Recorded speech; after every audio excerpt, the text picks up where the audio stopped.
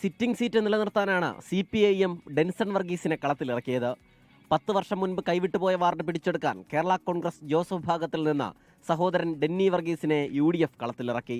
ഇപ്പോൾ വാർഡിൽ പ്രചരണ ചൂട്. കേരള കോൺഗ്രസ് ജോസഫ് വിഭാഗം നിയോജകമണ്ഡലം പ്രസിഡന്റായ ഡെന്നി വർഗീസ് പഴയ SFI-കാരനാണ്.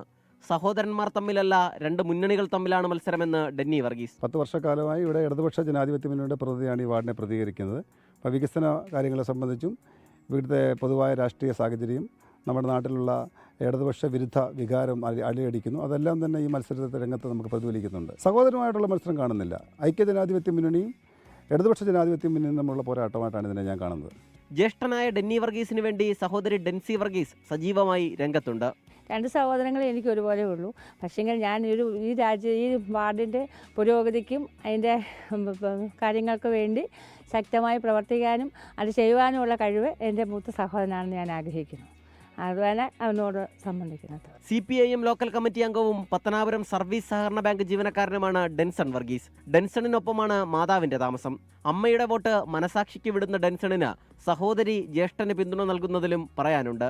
സഹോദരൻ എന്നുള്ള അപ്പുറമായിട്ട് രാഷ്ട്രീയപരമായ മത്സരമാണ്, നാടിൻ്റെ വികസനത്തിന് വേണ്ടിയുള്ള ഒരു മത്സരമാണ്.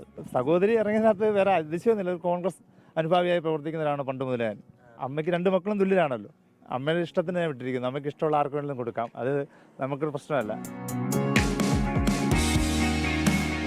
ഐക്യ ജനാധിപത്യ മുന്നണി സ്ഥാനാർത്ഥിയെ മത്സരിക്കുകയാണ്. UDF അനുകൂലമായി വോട്ട് ചെയ്യണം. ഓട്ടോറിക്ഷയാണ് നമ്മുടെ ജില്ല.